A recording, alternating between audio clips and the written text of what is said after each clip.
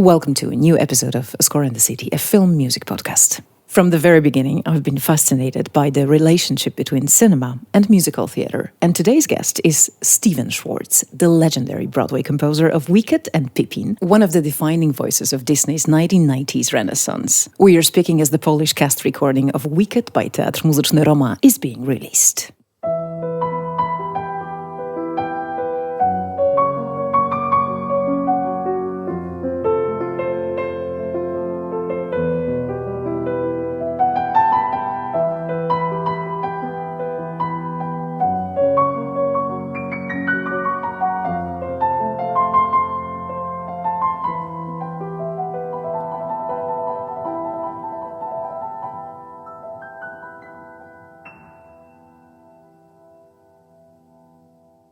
Thank you. I'm very happy to be here.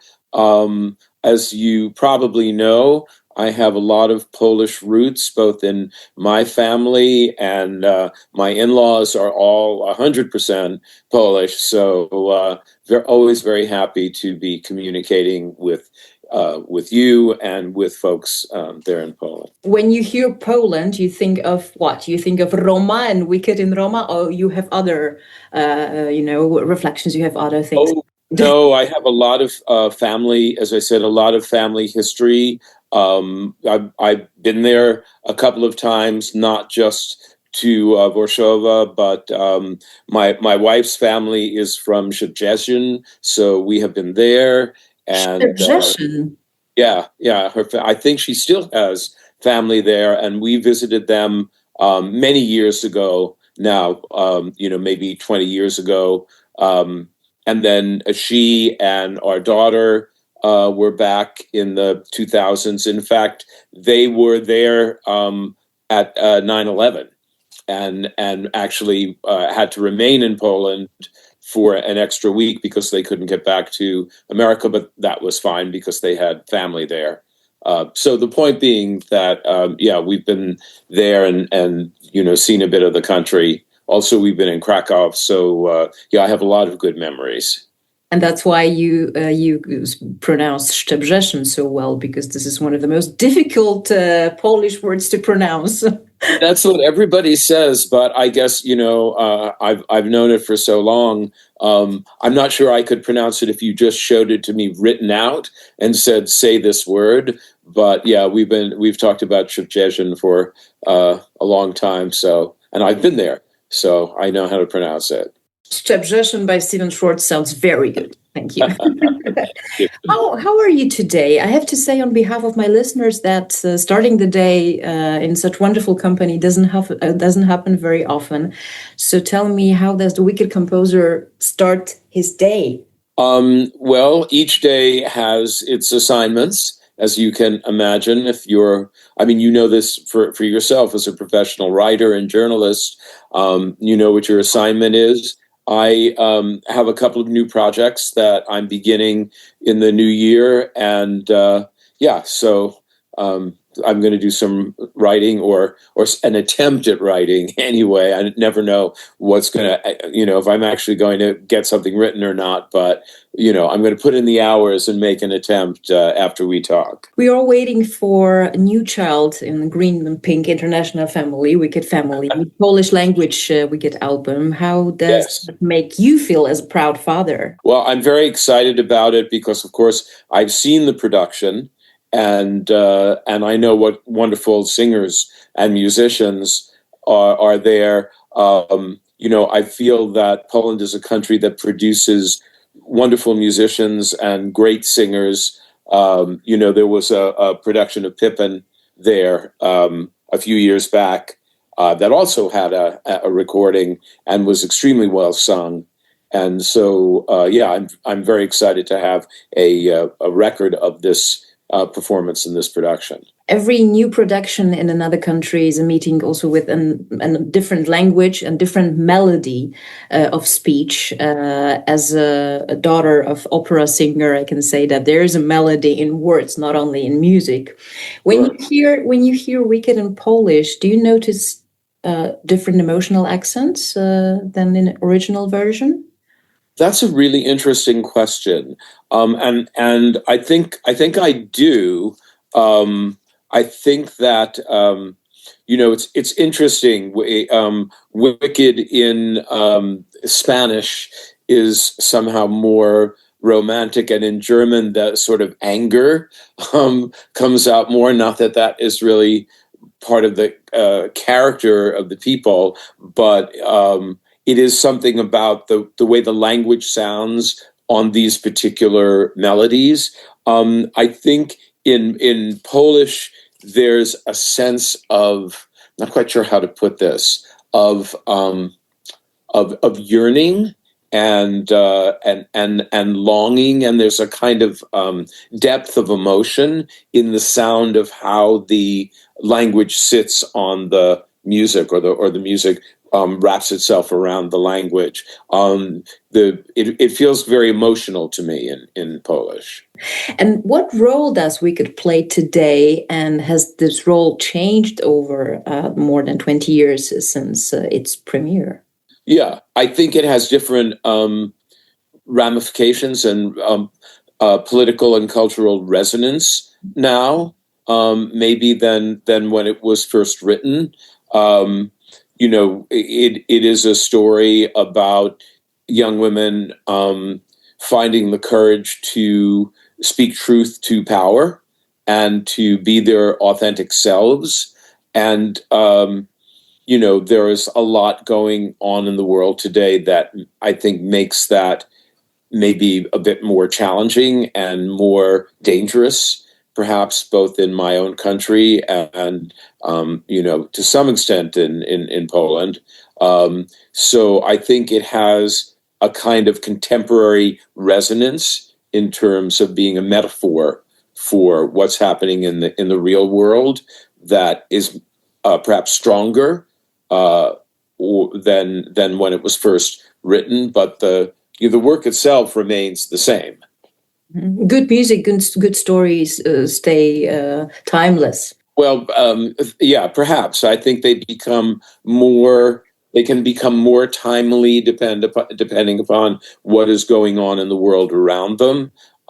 Wicked seems to, at this particular time in the world, have a very contemporary resonance for some of the things happening. Mm-hmm. Speaking of power and identity, how do you build a character's musical identity? Your music gives us a lot of, like a rich package of information about a character long before the story does. And Galinda and Elphaba are great examples. Well, I really appreciate your saying that, because it's something I strive to do. I'm not a very good actor. You wouldn't want to see me perform a role in something, but I did study acting. And when I write, I try to become the characters as if I were acting them. And then as a composer, try to feel what is the music that feels like that character. And so when you say that before you actually hear the words or know specifically the story, simply hearing the music gives you information and an impression of the character, means that I've done my job successfully. It's precisely what I'm striving to do as a musical storyteller. But what does this process look like? Because you sit with your instrument and then you go with the flow, or you're guided by your character? Yes, exactly. I write at the piano, and I don't know in advance what's going to come out of my fingers. But I think about the character and the situation that, in the case of these two women, she finds herself in. For a particular song, what is she doing? What is she trying to convey to the people to whom she's singing? How does she feel about it? What is the color of that? It's hard to speak about music in verbally, and then I see what comes out of my fingers and kind of follow that. As I hear things, when something feels authentic and true to the character in the moment, then I pursue it.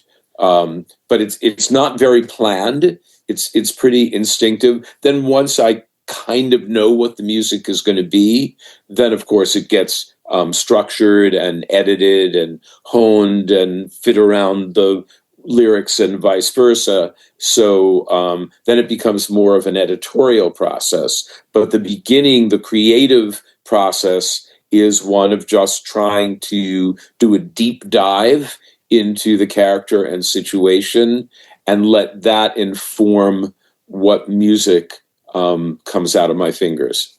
Mm-hmm. Galinda or Elphaba, which one did come first? Or quicker? Elphaba was much easier for me.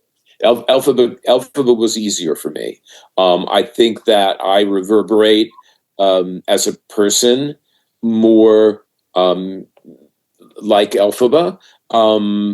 When I first heard about the book Wicked, and that it was the Oz story from the Wicked Witch's point of view, it was the character of the Wicked Witch, Elphaba, that excited me and most interested me, and I found the idea of making her the protagonist of a story really a genius idea, for which I credit Gregory Maguire, the author of the original novel.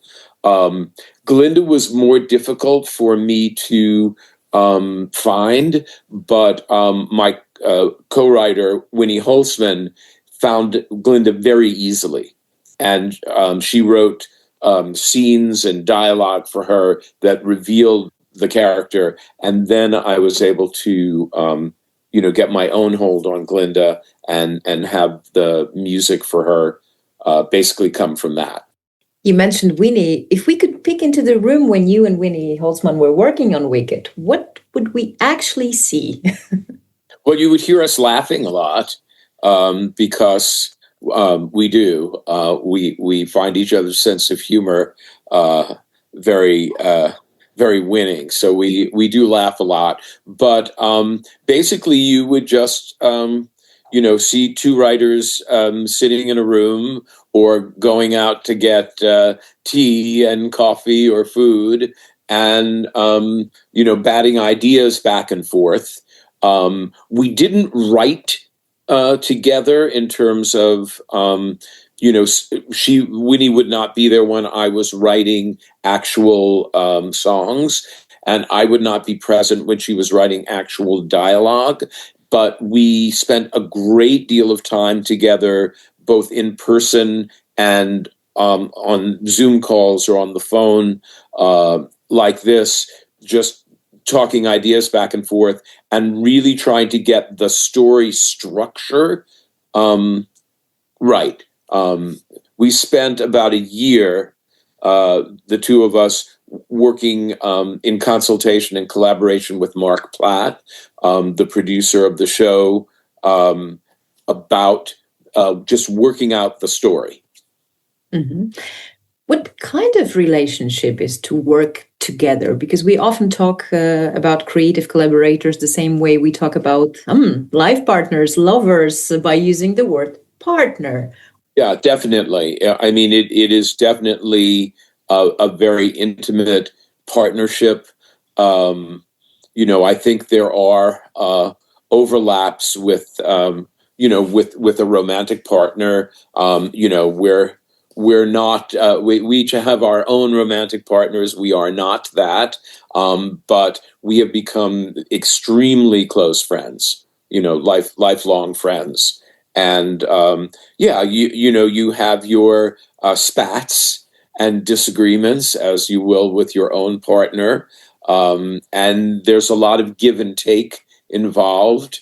A successful partnership has an equality about it. You can't really be my way or the highway, as we say in America. You have to be very open to other ideas. And I will say that Winnie and I have a lot of experience in collaboration. Winnie has done a lot of work in television and in writers' rooms, which also involves a great deal of collaboration.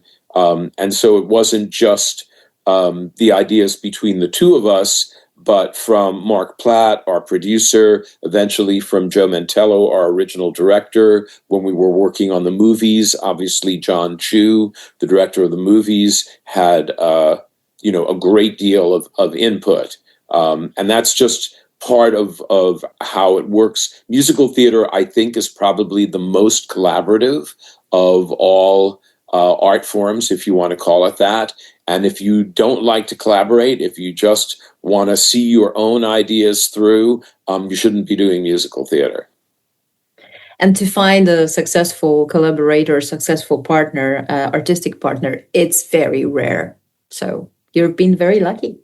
I have been very lucky, and Winnie and I, as I say, are have turned out to be a very good collaborative relationship.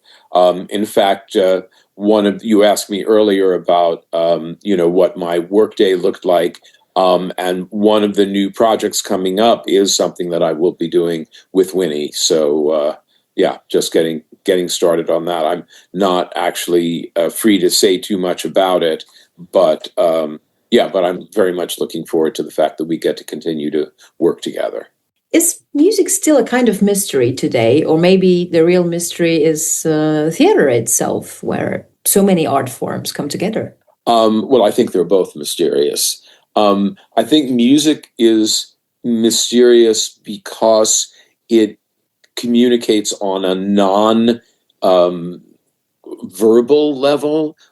It sort of it communicates directly to the emotions, to the unconscious. It's why it's difficult to talk about it verbally, and if you write music, you don't really know where it comes from. People say, is there always sort of music going on in your head? To me, people ask me about that. And there is, the music gene, if you want to call it that, is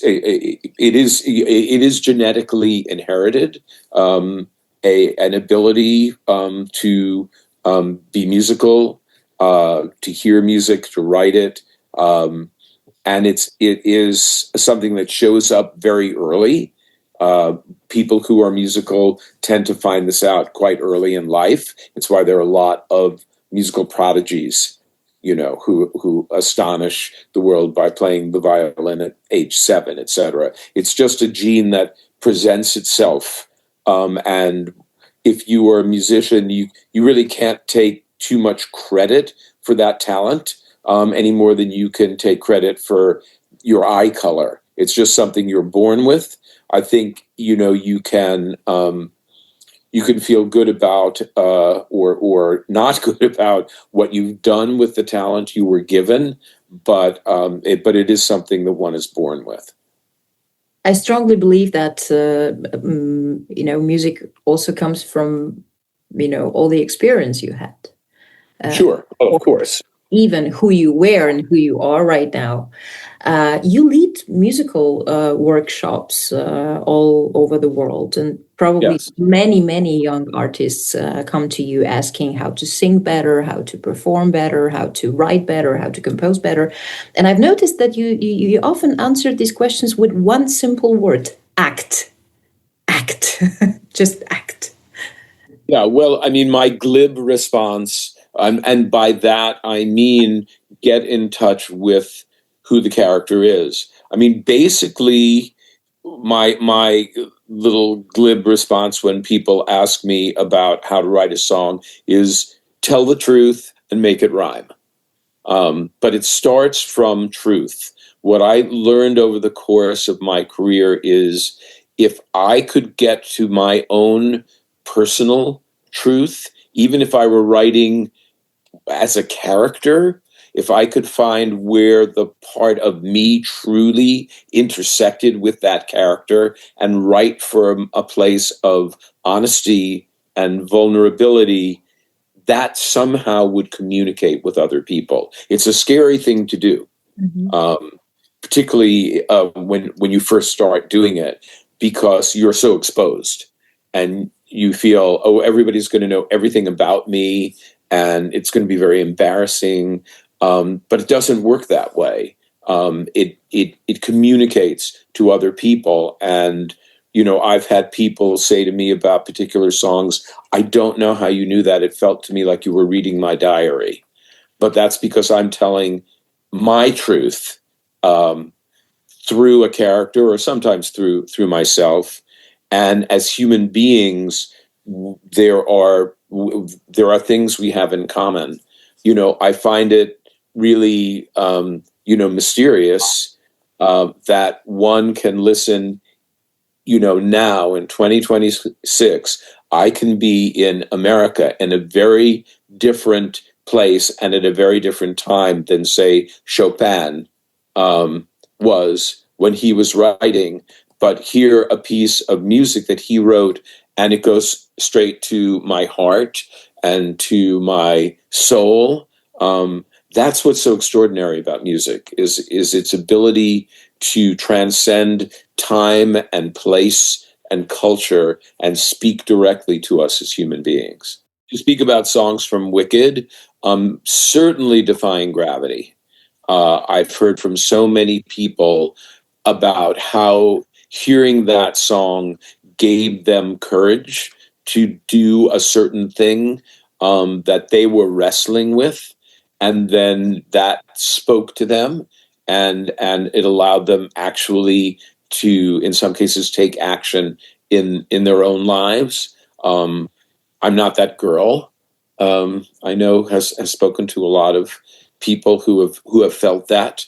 There are several songs, but I picked the ones from Wicked that I hear most frequently about. To some extent, what we call loathing, or what is this feeling, expresses some things that people sometimes have felt about others. Yeah. I also think that we, when you work for theater, you shouldn't be afraid of changes that sometimes come to your life. At one point in your career, you had a moment when you consider turning into psychology, right? You studied psychology, which seems to have made you even a better composer and lyricist.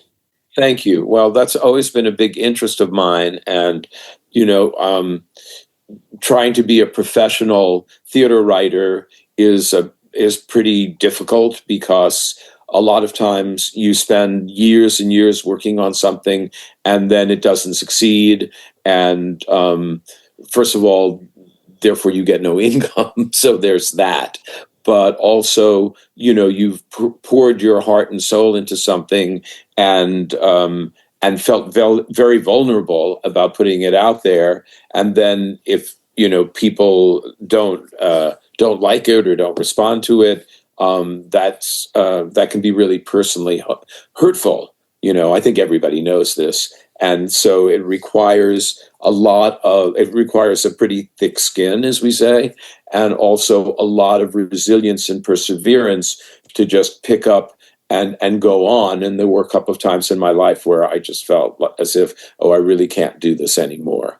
And I've always been deeply interested in psychology, and perhaps, that being in that profession. So it was something that I pursued a couple of times. But I think when you're writing, particularly if you're trying to write characters and get inside them and understand them, it's very similar to being a psychologist or a therapist, where again, you're really trying to find what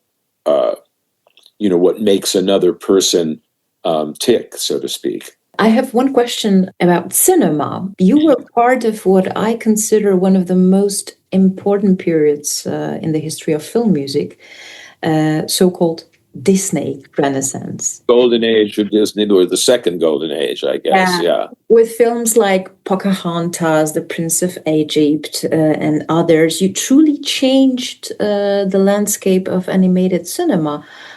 How do you remember that time? Well, I came a little bit late to that, and I want to give a lot of credit to, first of all, a composer with whom I collaborated frequently, which is Alan Menken. and Alan Menken's original writing partner, Howard Ashman.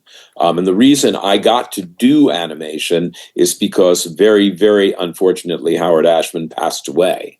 But what Howard did with Alan was bring the techniques of musical theater writing to animation.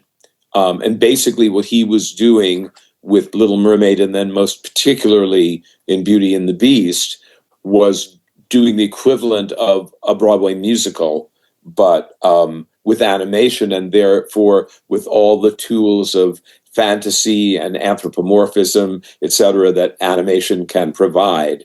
And after Howard passed away, when I was asked to work, first of all, with Alan, and then on my own for DreamWorks when we did Prince of Egypt, I was, again, just bringing what I knew about writing musical theater to the medium of animation. So taking the techniques from the Broadway theater, from the theater to the cinema, this exactly. is the secret behind the success. You think? Well, it's what we were trying to do. Just as with Broadway shows, some are more successful than others, but we had a really good run.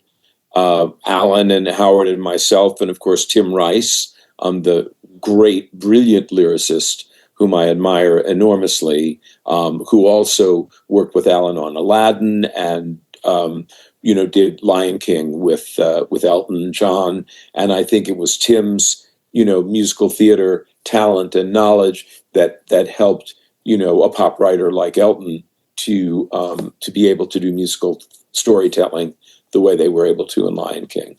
I think it means that the audience still needs an ambitious music in movies.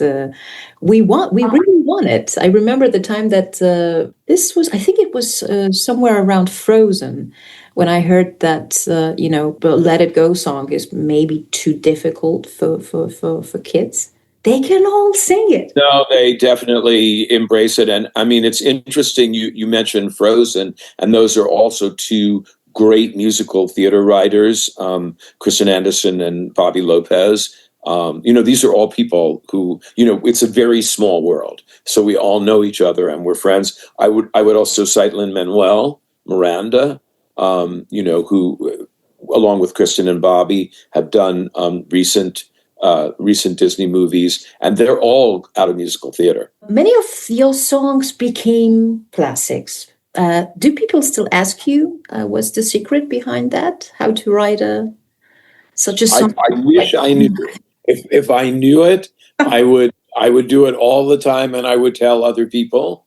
I'm just doing exactly, Magda, how I described it to you. I'm trying to find a truth and express it musically and lyrically, and when I'm most successful with that, I'm not always going to be successful, as nobody is, but when I'm most successful, that's when, a song will live on. But I'm trying to do the same thing every time. Sometimes I just do it better than others. I asked you about the musical identity of the characters. I asked you about the process of composing, because I believe that music in film, in theater, the music is a message from a composer about the story, or sometimes even deeper. But it is a message. And what message do you have for us? A message coming from the wizard of musical theater. Thank you. Yes, I mean, I agree with you. I feel that if you don't if I don't speak Polish, as I don't, except for a couple of words, and I hear Wicked in Polish, I shouldn't be able to know a lot about the characters just from what the music is telling me. I should be able to understand the emotional story and who they are and what their personalities are, what emotion they're feeling, simply by hearing the music. I think that is the job of a musical theater composer or a storytelling composer. And yeah, I think that is the message I'm trying to convey, that there are stories that I'm trying to tell with my collaborators, and I'm trying to use the music that's inside me to help convey those stories to the audience. And thank you so much for that.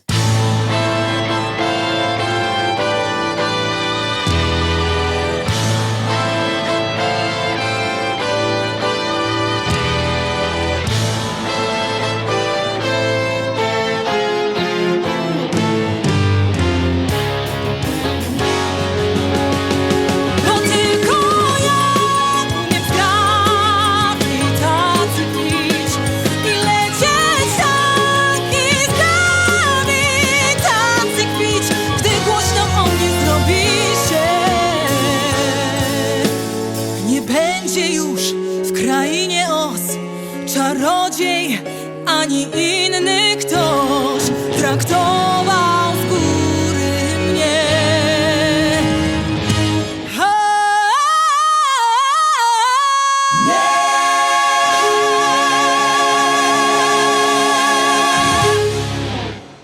This is Stephen Schwartz, the composer and lyricist of Wicked. I'm very happy to be speaking to the Polish audience, with whom I have a lot of roots and ancestry. And I just say Dziękuję for listening.